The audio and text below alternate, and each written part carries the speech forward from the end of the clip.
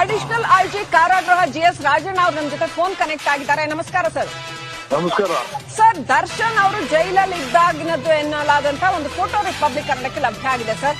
ಆರಾಮಾಗಿ ಕೂತ್ಕೊಂಡಿದ್ದಾರೆ, ಕೈಯಲ್ಲಿ ಕಾಫಿ ಮಗ್ ಇದೆ, ಮತ್ತೊಂದು ಕೈಯಲ್ಲಿ ಸಿಗರೇಟ್ ಇದೆ. ಇವೆಲ್ಲ ಸಾಧ್ಯನಾ ಜೈಲಲ್ಲಿ? ಇವೆಲ್ಲ ಸಿಗತ್ತಾ ಜೈಲಲ್ಲಿ?